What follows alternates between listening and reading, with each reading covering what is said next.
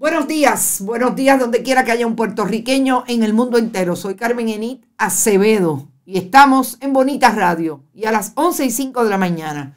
Bonitas Radio se enciende hoy para conversar con ustedes sobre ustedes y de lo que ustedes tienen derecho a saber. Vamos a hablar de COVID-19, de lo que está pasando y de una experiencia que nos toca muy de cerca para dar un ejemplo de lo que pueden estar pasando los pacientes de COVID o las personas que dan positivo a COVID y van a buscar lo que tanto ha cacareado el gobierno de Puerto Rico, que está en las manos de las farmacias por un lado y de los hospitales. Vamos a hablar de las estadísticas. Tratamos de conseguir algún científico que nos pudiera decir dónde estamos hoy con relación al COVID. Vamos a hacer alusión a algunos que han hablado con otros medios de comunicación y así poder decir correctamente y establecer correctamente dónde estamos con relación a esta emergencia de este repunte de Omicron y lo que no dice el Departamento de Salud, lo que no le contesta a las audiencias de Bonitas Radio porque no está disponible nunca el secretario del departamento, Carlos Mellado. Vamos a hablar de la controversia marbete obligatorio, el costo de $5 con relación al fondo Roberto Clemente, de la nueva controversia que establece que puede haber una alegación o por lo menos una reclamación de parte de aquellos dueños de la marca Roberto Clemente, que existe en el registro de marca de Estados Unidos desde el 1979. Importante que contextualicemos, le pedimos una entrevista a el representante Ángel Matos, todavía no nos contestan, vamos a ver si nos contestan. Y finalmente, el último tema importante que tiene que ver con lo que pasó ayer con el secretario del Departamento de Educación, Eliezer Ramos Párez, en su vista de confirmación y la posibilidad o la realidad de que le cambiaron no solamente el nombre, de que cambiaron los conceptos de perspectiva de género para establecerlo en el currículo de las escuelas. El pa'lante para atrás de la administración del 32% desde el Ejecutivo.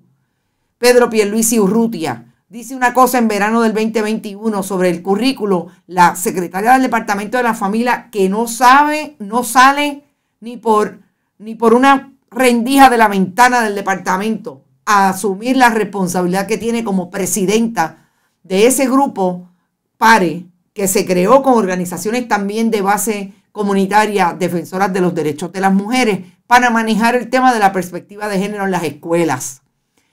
¿Por qué? Porque Nina Torres Vidal estuvo en esas reuniones, participa en PARE y es una persona que desde ayer está denunciando lo que le parece un juego poco limpio de parte del Departamento de Educación, en este caso Héctor Joaquín Sánchez y el secretario designado Eliezer Ramos Párez, cambiando las directrices de lo que las mujeres han logrado en ese grupo. Pero antes, como siempre, vayamos a bonitasradio.net. Allí ustedes pueden donar a través de PayPal y tarjetas de crédito. Recuerden, estamos hablando de Bonitas Radio, PayPal, tarjetas de crédito en bonitasradio.net. Allí pueden incluso programar sus donativos. Siempre estamos en Fundación Periodismo 21, ATH Móvil, recibimos cheques o giros postales a nombre de la Fundación, PMB 284, PO Box 194000, San Juan, Puerto Rico 00919-4000. Compartan todos los contenidos. Vayan a todas las redes sociales. Bonitas Radio en Instagram, Bonita-Radio en Twitter, Bonitas Radio en YouTube, iVoox, iTunes y Spotify. Y gracias a Buen Vecino Café, a las cooperativas Abraham Rosa, la cooperativa de Vega Alta y la cooperativa Manuel Seno Ganandía, Juana Díaz Coop, por auspiciar nuestro proyecto periodístico. Por ahí está todo el mundo y dice Carlos Morel que nos llama o nos escribe, nos sintoniza desde Carolina del Norte. Ave María, Carlos Morel, estás lejos y con frío. ¿Hay representación de educación en pares? Vamos a preguntárselo a nuestra querida, distinguida entrevistada hoy a las 11:30 de la mañana, Nina Torres Vidal. Vamos a ver quién ha estado allí. Recordemos que estamos en la red informativa igualmente a través de todas las estaciones de la red. La Radio Grito en Lares, Radio Éxito en Orocovis y Radio Cumbre en Orocovis y Radio Éxito en Utuado. Gracias a todos los que están por ahí, incluso desde la diáspora puertorriqueña, sobre todo, que hacen patria donde quiera que estén. En medio de haber resuelto la jueza Laura Taylor Swain, que acoge el plan de ajuste tal y como lo presentó la Junta de Control Fiscal, con unos mínimos detallitos. Hicimos una excelente entrevista con Rolando Emanueli, quien nos explica desde lo técnico hasta lo más importante, además de consumir y entender por qué ese plan de ajuste, los economistas, como dice él, los economistas serios, me encanta la distinción, describen y establecen por qué no es un buen negocio para el pueblo de Puerto Rico. Y como aquí se trata de gobiernos supuestamente democráticos que deben pensar primero en el país que en el interés económico de aquellos donantes, de aquellos buitres, de aquellos que le dan trabajo a los miembros de la Junta de Control Fiscal, hay que hacer ese análisis en profundidad. Hicimos la entrevista y a las 5 de la tarde sale esa entrevista. Vamos a empezar hablando de COVID. Y yo les quiero traer la experiencia que yo personalmente tuve, sin nombrar, obviamente sin descubrir las personas la persona que estuvo involucrada y que está involucrada en buscar servicio con relación a un positivo de COVID. Quizás vamos primero a lo que está ocurriendo. Hay 157 personas en unidades de intensivo en Puerto Rico en este momento. El gobierno ha insistido en que esto se va pronto. El gobierno de Puerto Rico, el secretario del Departamento de Salud, Carlos Mellado, quien volvemos a decirle que en Bonita Radio, los internautas de Bonita Radio, que le voy a dar un dato, secretario, en el 2021 fueron entre todas las plataformas, sobre todo entre Facebook y YouTube, estamos hablando de 3.1 millones de accesos de impresiones que se convierten en sobre 1 millón de personas que nos vieron en el 2021. Para que tenga una idea de el alcance que tiene Bonita Radio, por si lo que le están planteando es que no tenemos alcance. Esas son las estadísticas hoy. El secretario del Departamento de Salud ha insistido solamente en que la gente se vaya a vacunar con la tercera dosis, porque hay 600,000 personas que no tienen esa tercera dosis. El secretario, en 2 ocasiones, incluida hoy, le dijo a un medio tradicional que él va a seguir insistiendo en el asunto de la vacunación porque esto va a bajar en 3 semanas. La semana pasada le dijo a un medio tradicional igualmente que él no podía anticipar que no iba a haber más hospitalizaciones, pero inmediatamente establecía que tenía un plan para evitar las hospitalizaciones. No entendemos nada. Los discursos, la comunicación, súper errada desde el Ejecutivo, Departamento de Salud, que es quien se supone que establezca la política pública del gobierno del 32% que dirige Pedro Pierluisi en medio de la pandemia. El gobernador repite lo que dice el secretario y hoy tenemos las imágenes que ellos mismos tienen que traer con la suspicacia de mucha gente de que no sabemos si están diciendo la verdad y esto puede hacer más. Que hay 21 personas muertas entre las edades de 51 o 52 años hasta 94 años. Que los hospitales siguen estableciendo que está llegando mucha más gente contagiada de COVID y que tienen el nivel de camas en unidades de intensivo hoy al punto de una crisis en muchos de los hospitales. Lo que yo tengo que contarles, nadie me lo contó. Lo viví yo anoche. Una amiga positiva a COVID, que estaba atendiendo su positivo en su casa, separada, haciendo lo que se supone que tiene que hacer cuando tiene un positivo, que tiene un positivo con una prueba casera, porque cuando fue a hacerse la prueba, aquella prueba tardaba 48 horas. que encuentra a un médico que en efecto atiende ese positivo cuando ya viene positivo en la prueba molecular con el medicamento que aquí nos dijo la doctora Iris Cardona que iba a estar disponible en las farmacias, y listó a la farmacia. Y cuando fuimos a comprar el medicamento a una farmacia, no a una, a dos, a tres, a cuatro, a todas las farmacias que ellas entendían, que ella supuestamente nos dijo que iban a estar disponibles, no estaba disponible porque se los entregaron a las farmacias de los hospitales. Que cuando vamos y procuramos la gente que está alrededor de la paciente, porque obviamente la paciente no puede exponerse a la farmacia de los hospitales, ¿saben qué?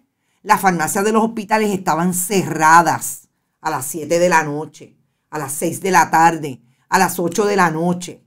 Y no hubo manera de conseguir el medicamento. Que si no es porque tenemos acceso, el grupo de apoyo, a una persona que tiene acceso a un hospital, a esa paciente en un hospital del área metropolitana la enviaron para la casa. Y no fue porque tuvimos ese acceso a una persona con poder para entrar al hospital que la aceptaron en un hospital. No en el hospital que le dijo que no podía entrar. Eso está pasando en Puerto Rico hoy. Y como yo traigo esta historia, tiene que haber mucha gente que tiene la historia, que tiene el cuento. Pero ¿sabe una cosa? El cuento que no se completa con haber podido tener la posibilidad de entrar esa persona a un hospital porque tenía un contacto que pudo llegar al hospital. Y eso es injuria sobre ofensa. ¿Dónde están esas historias en el discurso del doctor Carlos Mellado? ¿Dónde está la realidad? ¿Dónde le está diciendo la verdad al país de lo que está pasando en los hospitales que están sobrecargados? Que sus enfermeros y enfermeras no dan abasto. Que su personal tiene también positivo a COVID. ¿Dónde le están diciendo la verdad? ¿Dónde está hablando la verdad el secretario Carlos Mellado? Que no sea hablando como un super PNP. Que habla exclusivamente para defender la política pública no diseñada, no proyectada, no trabajada eficientemente del gobierno del 32%. Dice Olga Inés Camacho que a las farmacias de la comunidad no las han enviado. ¿Y qué me dicen a mí de la oficina de prensa del Departamento de Salud? Ay, no están disponibles ninguno hoy. Perdón, no está disponible la doctora Cardona. La doctora Cardona, porque a Carlos Mellado ni me lo ofrecen. Y cuando yo insisto ni me contestan por qué no está disponible para Bonita Radio. Compartan el contenido de hoy, porque si hay alguien en el gobierno del 32% que está repitiendo la historia del nefasto Departamento de Salud bajo Rafael Rodríguez Mercado durante la emergencia del huracán María, es Carlos Mellado. Si alguien está repitiendo la historia de los 4.645 muertos, que ellos decían que eran 64, ¿cómo olvidar al secretario de Seguridad Pública que hablaba de 64 muertos? Es Carlos Mellado. Y eso, cuando uno repasa el contenido de las redes sociales de estos días, ¿son amigos de usted o no son amigos de usted? Usted ve el nivel de desesperanza que tiene la gente. El nivel de comentarios de que estas historias que yo le estoy haciendo hoy se repiten y se repiten y se repiten. Yo no les puedo decir la angustia de esa persona, la angustia de su grupo de apoyo, porque lo que queríamos era que alguien pudiera atenderla y darle el medicamento, los medicamentos necesarios, porque todos los síntomas estaban ahí. Y esa es la angustia que viven muchas familias en Puerto Rico hoy. Dicho eso, sabemos dónde está el gobierno que no está diciendo la verdad. Por eso es tan importante, y me decía el licenciado Rolando Emanueli, que los medios de comunicación tienen que asumir la responsabilidad que les toca de abrir los foros de discusión y la conversación y la información puntual que está ocurriendo más allá de las relaciones públicas del gobierno de Puerto Rico. Y con relación al COVID, súper importante seguir con las medidas de prevención y no esperar que el gobierno te resuelva. No esperarlo porque créanme, con contactos o sin contactos no hay manera. El gobernador y el secretario de salud hablan de forma genérica. Es que es horrible realmente. Y a lo único que apuntan es a la vacunación. ¿Quieren otra historia? La compañera, la relacionista profesional Lidia Martínez tuvo quizás una experiencia. Yo no puedo decir que fue una experiencia del nivel que ella lo vivió, la que tuve anoche. Volvemos porque tuvimos acceso a una persona que nos abrió la posibilidad de que esta compañera esté en un hospital. Pero el que no la tenga, Lidia Martínez relató ayer igualmente, cómo vio a una joven de 41 años morir en su cara a las 11:18 de la noche del lunes con COVID. Yo creo que no hay manera de seguir insistiendo en esto y también llamar la atención de que esa es la realidad que está viviendo el país desde el tema de la salud pública. ¿Y de qué es lo que habla el gobernador Pedro Pierluisi? De una estrategia de relaciones públicas a través de sus redes sociales que alega, se atreve a establecer desde esas redes, además del plan y del supervideo para la estadidad, esa composición que parece más bien un video de campaña. Se establece hoy llenar sus redes sociales de losetas con el supuesto logro del gobierno que ejecuta desde el pasado 2 de enero del 2021. Yo quisiera que vayamos por las imágenes para que ustedes vean y poder contestar cuáles son las realidades de estas imágenes. El gobernador dice que la mejoría, oigan esto, lo que mide la eficiencia de las políticas públicas del gobierno de Puerto Rico sobre el proceso gubernamental, él alega que esa mejoría es de un 99.2%, que antes estaba en el 13% y ahora está en el 26% en el 2021. Vamos a dejarlo porque quiero decir, ¿cuál es el proceso gubernamental? Gobernador, el proceso gubernamental, esa eficiencia que usted está diciendo. Yo quiero que usted me diga cuál es la eficiencia del Departamento de Salud cuando no puede comunicar efectivamente dónde realmente van a estar los medicamentos, cuando no los tienen los hospitales, cuando no los tienen las farmacias, cuando los pacientes de COVID no pueden acceder a eso que ustedes dicen están disponibles los primeros 5 días que usted está positivo a COVID. Ese es el progreso gubernamental al día de hoy, gobernador. Vamos a la de vivienda. Perdón. Vamos a la de vivienda porque cuando usted tiene todavía sobre 2,000 toldos en Puerto Rico, desde el huracán María 2017, la cantidad, el gobierno de Puerto Rico se atreve, el gobernador se atreve a decir que él tiene la buena noticia de decir que la cantidad de dueños de viviendas en Puerto Rico han aumentado. Más dueños de vivienda en Puerto Rico, hay un 62.9. Esto es números, gente, sin análisis, sin la profundidad de dónde salen estos números. Esto es pantalla, créetelo. Viviendas, gobernador. Cuando usted es el que dice que qué bueno que hay gente en Puerto Rico para poder comprar una casa de $2 millones, de 20, como se vendió una recientemente en Dorado. A eso es que usted está hablando. Porque la gente que todavía gana 7.25, 8.25 con el aumento, no se puede comprar una casa, gobernador.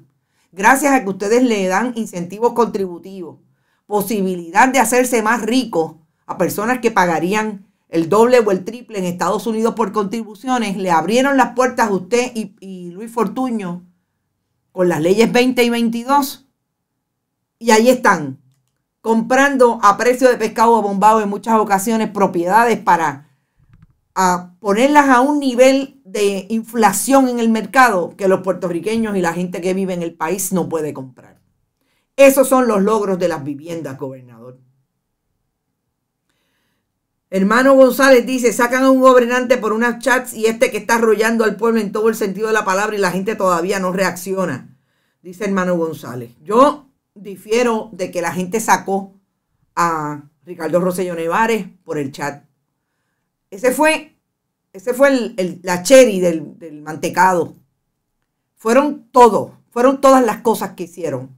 Fueron los muertos de María, fue la ineficiencia y la negligencia de atender la crisis que dejó el huracán María en el país, un gobierno ineficiente, la corrupción. Yo creo que son muchas cosas, hermano González, y creo que esto no termina. Esto está empezando, quizás. En Puerto Rico no hay un sistema de salud, dice Robert Baldwin. Lo que hay es un caos neoliberal como resultado de la privatización del sistema, que en efecto, gracias Robert por siempre recordarlo, es un producto del Rosellato, de donde creció, nació y creció, sobre todo creció políticamente Pedro Pierluisi Urrutia como secretario del Departamento de Justicia. Y así sucesivamente se reparten las culpas entre lo que dice el gobernador Pedro Pierluisi contra el Partido Popular, que está en la legislatura como más o menos una mayoría simple. Y también hay repartición de culpas. Antes de llamar a Nina Torres Vidal, quiero cuadrar el caso del famoso fondo Roberto Clemente, los $5. Déjenme ver si me ha contestado la gente de... No puede... No me ha contestado. Déjenme conectarme para cuando me llame Nina Torres Vidal. Bueno, digo cuando la llamemos. Yo quisiera entrar a la discusión de que ayer fuimos bastante amplios con relación a ese análisis de los famosos $5, que por un lado dicen que es para que se puede donar, pero que nos aclaran que no es un donativo. Es obligado. Usted lo va a comprar. El marbete que expide el Departamento de Transportación y Obras Públicas, aunque su secretaria no sepa nada de ese marbete. Ella está allí solamente para apretar el botón cuando le digan, secretaria, hable, que usted es la secretaria del DITOP. Ahora se está quejando porque la gente se está dirigiendo a ella personalmente. Pero aguanta el calor, secretaria. A usted nadie le dijo que la función pública es exponerse. En efecto, públicamente, un país, un momento mediático en que tenemos multiplicidad de maneras de comunicarnos y maneras de recibir información. Y en efecto, los que hablamos necesariamente y tenemos una exposición pública, ya no somos exclusivamente los periodistas y las personas que tenemos acceso a los medios. También son las personas que manejan una red social y dicen lo que es y lo que no es y en las palabras en que ellos quieran usar relacionado a los funcionarios públicos. Alguien le debió decir, secretaria, que esto era mucho más que ganarse los 120,000 pesos y figurear en la legislatura. ¿Verdad? Alguien le debió decir eso. Si no se lo dijeron, pues, secretaria, bienvenida, porque esto es lo que hay. Cuando nosotros hablábamos ayer de este asunto, nos preguntábamos, ¿quién en todo el proyecto desde marzo que se radicó la resolución, el proyecto de ley, que se aprobó, que como bien dijo Ángel Matos, que hicieron un show of force de publicidad a través de conferencias de prensa, etcétera? En todo eso, fíjense que está el mecanismo que se supone que se dé, que es la legislación, la investigación de cómo es que queremos llegar al fondo. En todo eso, que finalmente llega un proyecto aprobado por todos los legisladores y todos los legisladores, porque también el Partido Independentista Victoria Ciudadana aprobaron esa resolución. O sea, fue conjunta, bien lo dice la palabra, todo el mundo participó. En ese proceso, alguien se cuestionó si Roberto Clemente era una marca registrada, tal y como se registran las marcas, que en el caso de Puerto Rico, usted tiene un proyecto o un Estado de Derecho a través del Departamento de Estado de Puerto Rico, pero el que va sobre ese, por razón de nuestra relación colonial con Estados Unidos, es el registro de marcas de Estados Unidos. ¿Alguien se lo preguntó? Pues yo le tengo una noticia. Parece que nadie se lo cuestionó.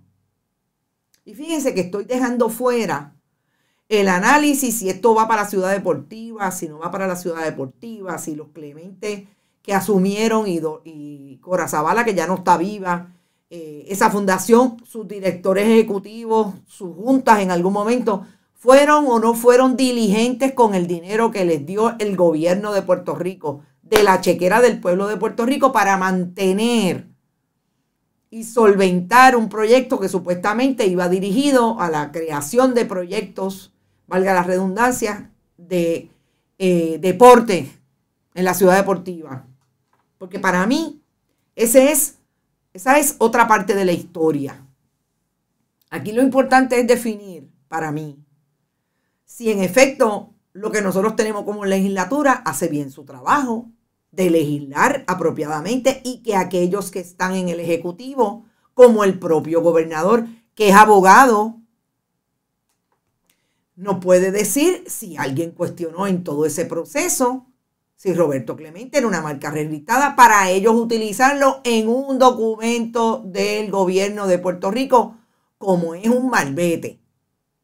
Estamos dejando fuera los 5 pesos que ahora dicen que no son donados, que son obligados. Pues mire, yo no sé si alguien se lo cuestionó, pero yo les voy a decir lo que yo encontré de una búsqueda simple en el registro de marcas de Estados Unidos. Y ahí está. Esa marca registrada, Roberto Clemente, para múltiples usos, está registrada desde el 1979. 1979. Que esa marca registrada tiene diferentes usos. Yo quiero ir a las imágenes porque esto es lo bueno. Ajá, me dicen que Ángel Mato podría estar disponible. Vamos a ver si es verdad. Después que terminemos esto, prometemos que lo hacemos. O quizás lo llamamos. Hay una viva. Lo habla así mismo el registro electrónico, 1979, dije, es el historial. Hay una viva y una que no está viva, una muerta y una viva. Es decir, hay 2 radicaciones diferentes y una de ellas todavía está en vigor. Vamos ahora al historial para que ustedes vean los diferentes usos. Y eso para mí es lo importante. Miren, gente, aquí hay usos que van desde estatuas de metal, latas de copas de cerveza, el uso del nombre a nivel de los medios de comunicación, radio y televisión, de servicios caritativos, fundraisings o actividades de fondos, de recaudación de fondos, ropa. Gente, eso está, pero mire, aquí hay no menos de 12, 25 usos. ¿Alguien lo estableció? Alguien en esa ruta, marzo del 2021, a este momento, a agosto del 2021, cuando aprobaron la ley e hicieron el esfuerzo de relaciones públicas a través de una conferencia de prensa, no pasó nada antes de que el gobernador firmara la ley. y tampoco pasó nada en esa conferencia de prensa. Pues ahí lo tienen. Lo que a mí me parece de toda esta controversia, que por ahí es que va a venir, por ahí es que va a culminar, porque yo creo que esa sí va a ser la exposición real que va a tener todo esto. Que ahora hay miembros del Partido Nuevo Progresista como Rodríguez Aguiló. Es que la verdad que la política partidista mata a cualquiera. Que están diciendo, no, vamos a pasar una ley para que eso no sea obligado, para que eso se elimine. ¿De qué estamos hablando? En ese sentido me parece bien la contestación que le dio Ángel Mato. Pero ¿de qué ustedes están hablando? ¿Por qué no le dicen a Luma que no aumente la luz? ¿Por qué no le dicen al negociado de energía que elimine la posibilidad de que nos aumenten el servicio de energía eléctrica, que sigue dejando a la gente a pie? Y ahí es que yo creo que la controversia se pone más interesante. Yo creo que debemos establecer claramente, sí, llama a Nina Torres, pasemos a otro tema, y yo prometo que si consigo al legislador, le hago una entrevista y la pasamos, porque me parece que los otros temas también son importantes y quiero confrontarlo directamente con el asunto, porque volvemos.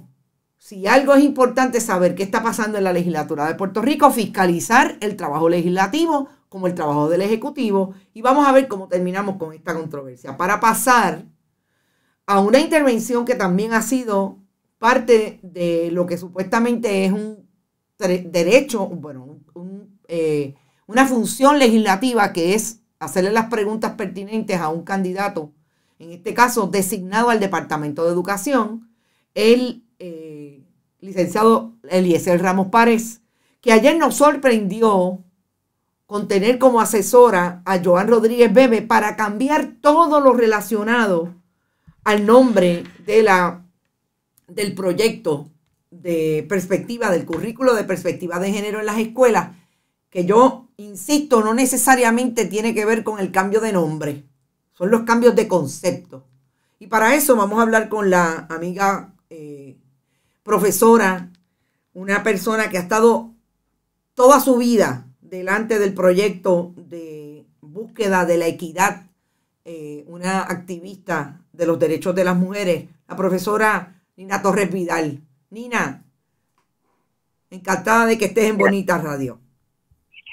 Hola, ¿cómo estás, Carmen Enid? Qué gusto saludarte, saludar a quienes nos están escuchando. Igual, y yo quisiera empezar por la denuncia que ustedes hicieron después de darnos cuenta de lo que pasó en esa vista de confirmación, que es la admisión que hace el secretario designado de que en efecto una negociación o esta asesoría que está recibiendo de Joan Rodríguez Bebe, entre otros, llega a cambiarle el concepto de la perspectiva de género por un respeto de la equidad de las personas, que yo honestamente todavía no entiendo bien. Vamos a empezar por ahí, porque sé que fuiste muy vocal ayer cuando atendiste como todo el mundo esa vista y te diste cuenta de lo que estaba pasando en ese punto. Pues sí, ayer yo quedé muy sorprendida, porque el trabajo que hemos estado haciendo en tanto comité ha sido un trabajo que hemos hecho desde nuestra mayor apertura, ¿verdad? Así es que quedamos sorprendidas, y luego yo estaba muy molesta porque no debía haber estado tan sorprendida. La realidad es que de alguna manera lo que ha ocurrido y lo que ocurrió ayer, aunque no tenía mucho que ver con el trabajo que hemos estado haciendo, e incluso con el trabajo que hemos estado haciendo en tanto subcomité de currículo en el comité de pares, que tenía que ver con la educación con perspectiva de género, aún ese trabajo que parecía que caminaba hacia lo que pedía la orden ejecutiva y hacia lo que ha sido el proyecto de PARE todo este tiempo, aún ese trabajo tuvo sus luchas en la discusión, porque en varias ocasiones vimos al gobernador flaquear diciendo, hablando con los grupos religiosos que tal vez el nombre, el mal llamado perspectiva de género habría que cambiar, cosas que no nos decían a nosotras, ¿verdad? Que nosotras teníamos entonces que preguntar. No, nuestra sorpresa ayer, ¿verdad?, fue que el secretario interino dijera a preguntas, ¿verdad?, porque ni siquiera lo habían incluido en su primera presentación, que había hecho un cambio, ¿verdad?, que había considerado cambiar el nombre, que había considerado hacer otra cosa, ¿verdad?, a partir de esas reuniones que había tenido con una legisladora, en este caso la señora Rodríguez Bebe. El problema es que hasta el jueves pasado, PARE había tenido una reunión ordinaria de las reuniones varias que tiene con el subsecretario de Educación, el señor Héctor Joaquín Sánchez, y él había negado que existieran acuerdos con esos grupos externos al departamento. Y nosotras tuvimos una reunión no hace ni un mes, ¿verdad?, en las que justamente se nos volvió a reiterar de alguna manera que trabajaría desde la perspectiva de género, como ha sido la encomienda. Así es que sí, estamos sorprendidas, sí, estamos, yo diría que yo estoy molesta también. Hoy estoy un poco más tranquila porque el trabajo nuestro es un trabajo continuo, es un trabajo de vida. Ahora, no hay manera de que el secretario quiera explicarnos a nosotras ni al pueblo de Puerto Rico que se va a cambiar el nombre y que la sustancia va a ser la misma. No es posible, porque los nombres definen, los nombres explican lo que es algo. Y el nombre, ¿verdad?, el utilizar el concepto de género, el utilizar el concepto de visión de género o perspectiva de género, o hacer un trabajo a partir del conocimiento de las injusticias que han sufrido los seres humanos por cuestión de sexo o género. O sea, hacer un trabajo desde esa mirada tiene una manera particular de abordar entonces todos los temas. Entonces no se pueden intercambiar las palabras para decir que se va a hacer lo mismo. Así es que es un engaño decir que se va a hacer cambiando los nombres, porque es mucho más que nombres, y me sorprende que una persona que está dirigiendo un departamento de educación no entienda eso. Importante, y creo que le contestaste la pregunta a uno de nuestros internautas que preguntó que si había diferencia entre el nombre y la sustancia. En lingüística se llama lo que no se nombra no existe. Y no existe, o sea, naturalmente, o sea, ese nombre, ¿verdad?, o ese concepto, es un concepto que se ha desarrollado a través de estudios, a través, ¿verdad?, de diferentes disciplinas, no es un capricho. Y el nombre lo que dice es justamente eso. Nosotras, las personas que hemos estudiado el tema, las personas que llevan décadas estudiando el tema, y se reconoce en documentos internacionales, en la academia internacional, hemos reconocido que hay violencia hacia los derechos humanos de los seres humanos, que ha habido diferencias entre los seres humanos que han sido utilizadas para discriminar, marginar, dejar, violentar, invisibilizar a otros seres humanos, ¿verdad? La diferencia no es el problema. Si nosotras sabemos que existe violencia hacia las personas, hacia los seres humanos en nuestra sociedad, pero si nosotros no podemos distinguir de dónde viene la violencia y cómo esa violencia o ese discrimen o esa marginación está atada a unas condiciones particulares de los seres humanos, es imposible trabajarla. Es un sistema. La realidad es que los seres humanos nacemos, ¿verdad? Y nacemos con un sexo que se nos adjudica al nacer. Pero sobre ese sexo hay todas unas consideraciones que tienen que ver con lo que se ha llamado género, que es lo que cada sociedad va adjudicando a los seres humanos que tienen un sexo en particular. Y ese sexo, ¿verdad? También es algo que hay que discutir, que la ciencia va avanzando en cómo se manifiesta el aspecto biológico y fisiológico del ser humano. Pero en cuestión de tener una perspectiva de género, es reconocer cómo los seres humanos, por razón de cómo son identificados en la sociedad, sean hombres o sean mujeres, son tratados de modos diferentes, son tratados de modos discriminatorios y marginados. Cuando los seres humanos podemos entender eso y podemos tener esa visión, todo lo que hacemos, todo lo que se hace, no solamente lo relacionado con la sexualidad o con la identidad de sexo o de género, no solamente con eso, sino con todo lo que se hace en la sociedad.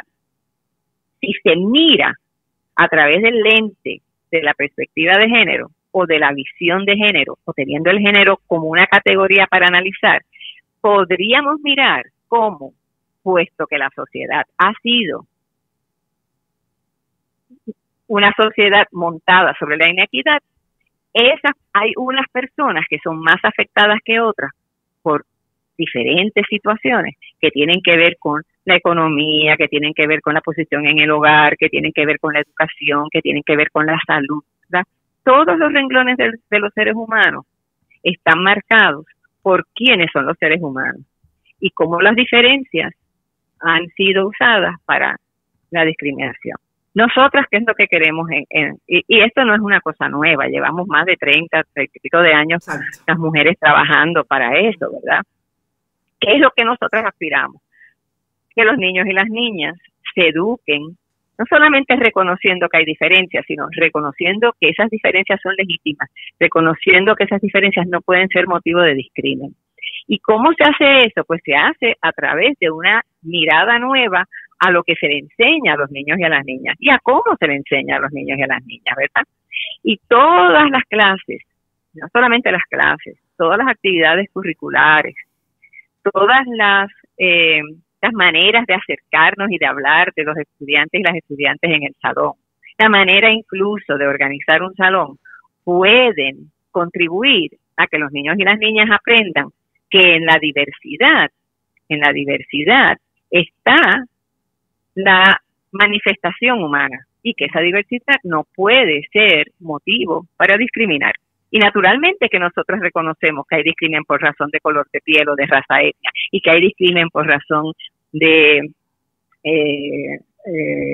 edad, y que hay discrimen por razón de diversidad funcional, etcétera. Claro que los reconocemos, pero esas diferencias se dan en los cuerpos de las personas, en esas personas que son hombres, mujeres, niñas, trans, ¿verdad? Como se nombren, y que esas diferencias marcan.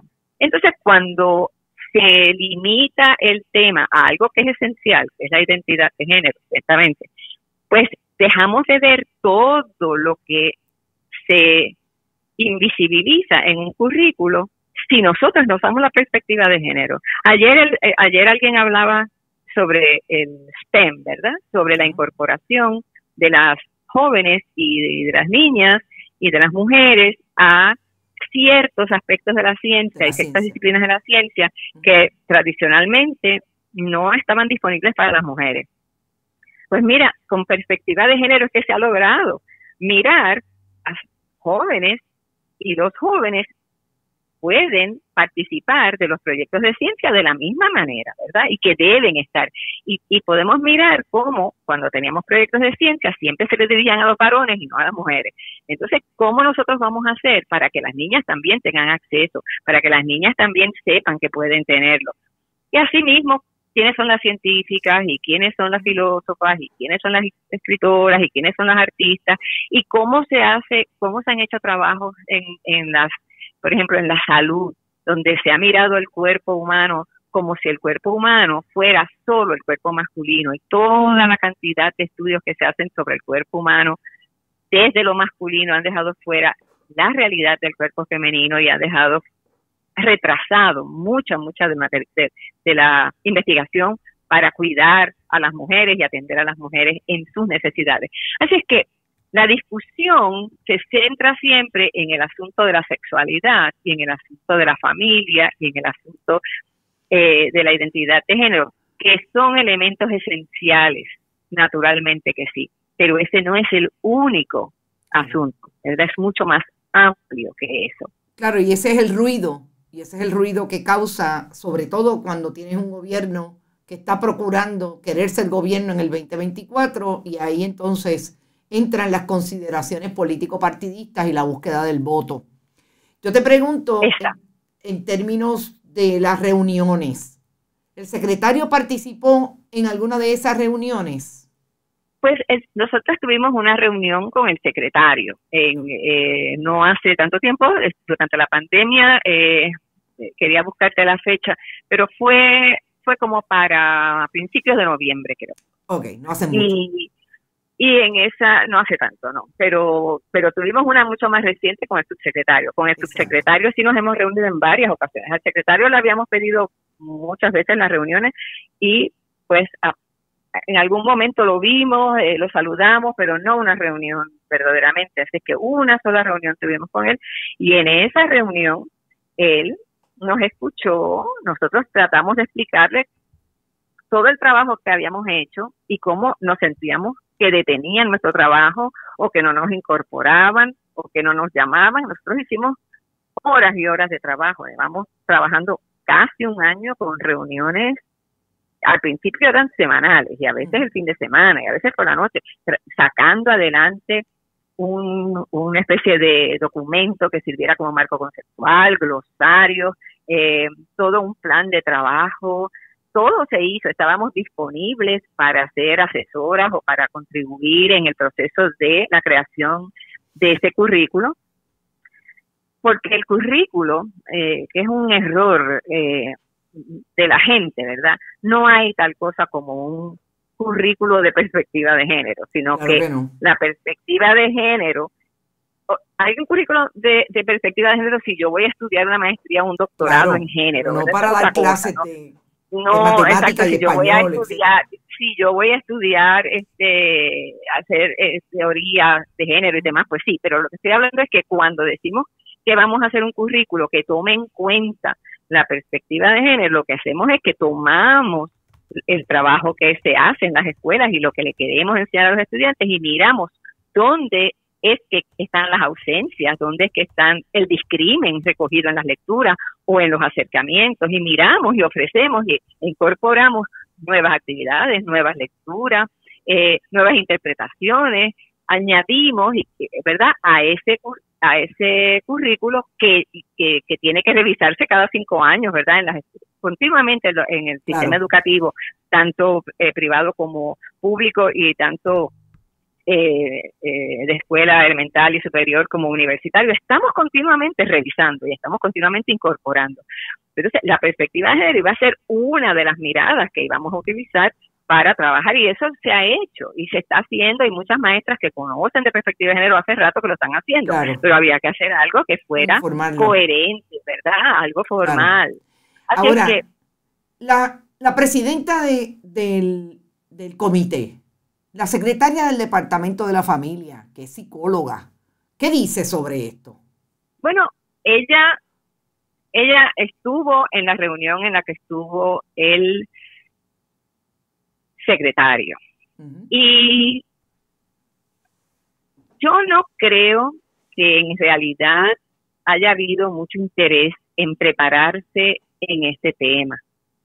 Yo creo que a pesar de todos los ofrecimientos y a pesar de todos los documentos y a pesar de todo el material que le hemos enviado, creo que hay poca preparación en el tema.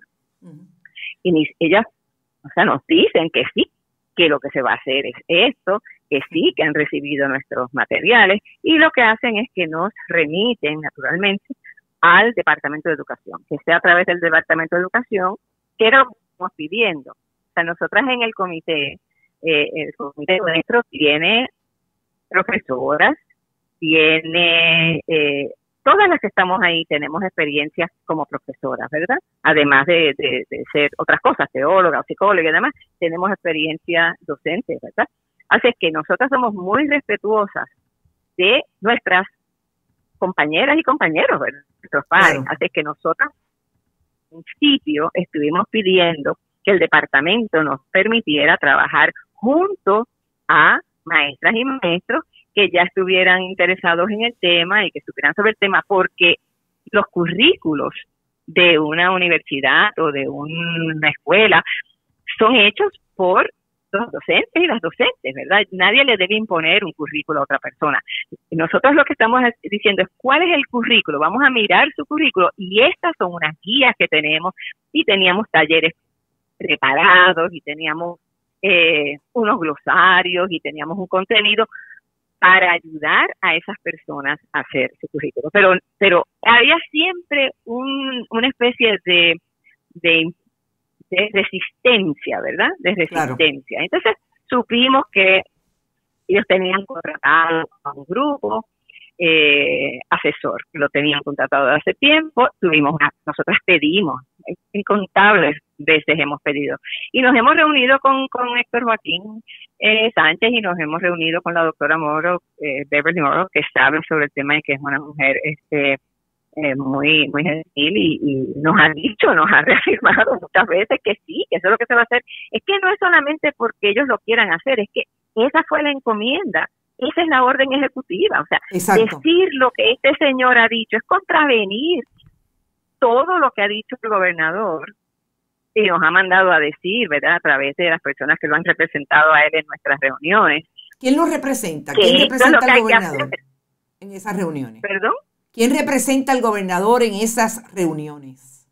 Bueno, yo me imagino que las personas que están de parte del gobierno representan al gobernador. O sea, en una ocasión estuvimos con la secretaria de la gobernación, ¿verdad? Que nos dijo, el gobernador quiere que yo específicamente esté con ustedes. No nos volvimos a reunir con ella después de la primera vez. Tuvimos una reunión amplia donde explicamos, ella nos hizo nuevamente las mismas preguntas y volvimos a responder las preguntas y ella parecía que había entendido y parecía que estaba de acuerdo, ¿verdad? Lo que nos decía. Yo te digo parecía porque como al final esto es algo bastante sorpresivo, ¿no?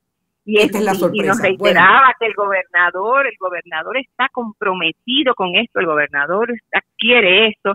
El subsecretario también, pues sí, ¿verdad? A veces él era un poco más ambivalente, pero nos decía que sí, que esto era lo que se iba a hacer y nos hablaba como si hubiera estado, pues, claro en lo que íbamos a hacer. Ahora, yo creo que han hecho como un trabajo paralelo. Yo no sé lo que se ha hecho, yo no sé lo que se está haciendo. La última reunión nuestra fue recientemente, hace como a principios de enero. El 13 de enero, según el comunicado.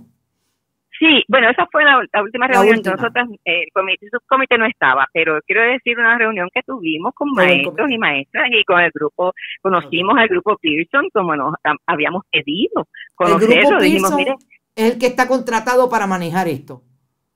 No, está contratado para manejar el currículo. Exacto. Ellos van a trabajar con el currículo, pero naturalmente el grupo, lo que nosotros vimos del grupo Pearson, personas muy amables, muy gentiles todas, pero lo que nosotras vimos fue que estas personas conocen, ¿verdad? Y miran la equidad desde una mirada humana, sí, y legalista, ¿verdad? Son personas que traen una visión de que pues tenemos que incorporar a las mujeres y a los hombres, tenemos las personas de diferentes razas, sí, tienen que estar representados. Es una mirada más de representatividad de los grupos, pero no tienen claro lo que es la perspectiva de género y cuando nosotras hablamos sobre eso, o sea, nosotras en la mesa tuvimos una reunión larga con estas personas y nos preguntaban y se veían bastante maravilladas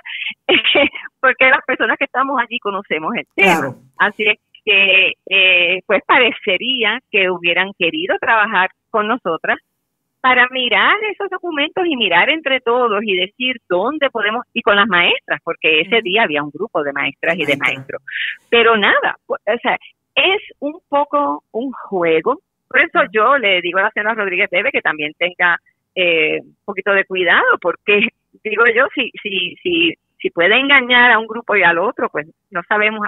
En este momento yo me siento bastante insegura de qué confiar, ¿verdad? Porque yo he estado escuchando, nosotros hemos estado trabajando por lo menos tiene tantas horas, suspicacia. es un trabajo tan largo, ¿perdón? Por lo menos tiene suspicacia, que es la suspicacia que tiene el país, pero yo te tengo que interrumpir porque ahora viene un programa y me van a matar los compañeros, el compañero de deporte. Esta conversación puede ser muy larga. Déjame decirte, sin embargo, gracias por invitarme y déjame decirte, sin embargo, lo siguiente. Nosotras en el grupo tenemos suspicacia, pero nosotros tenemos esperanza, porque nosotras hemos trabajado la vida entera en esto. Para nosotros esto es vocación, esto es nuestro trabajo por la justicia y la equidad. Va más allá de un puesto. Nosotras no tenemos puestos políticos, nosotras hacemos un trabajo por la justicia y sabemos que la justicia se lucha, ¿verdad? Y yo la lucho con ternura. Estoy segura que no se van a quedar ahí. Estoy segura que van a hacer lo que tienen que hacer. Claro que sí. Muchas gracias, Carmen. Agradecida siempre, Nina, de tu disponibilidad para hablar con Bonita Radio. Y te llamo después porque me interesa saber algunas otras cosas para seguir investigando. Gracias. Cómo no, cuando tú quieras. Hasta luego. Bueno, escucharon a Nina Torres Vidal. Yo me tengo que ir. Me robé 5 minutos de mi amigo Rodrigo Otero Goico. Este tema no se va a acabar aquí. Yo estoy clarísima que las mujeres que están trabajando para llevar la justicia no solamente a las mujeres, a todo el país que necesita un poco de esperanza para seguir viviendo en este espacio, no se van a quedar ahí y van a hacer lo que tienen que hacer para que la perspectiva de género se incorpore como un tema, pero sobre todo un estilo de vida de justicia para todos y todas. Nos fuimos, recuerden que estamos en todas las plataformas, gracias Buen Vecino Café, gracias Vega Alta Coop, la cooperativa Abraham Rosa, Juana Díaz Coop y la cooperativa Manuel Seno Gandía. Nos vemos a las 5 de la tarde, no se pueden perder el programa de las 5, plan de ajuste en todas sus dimensiones. Hasta esta tarde.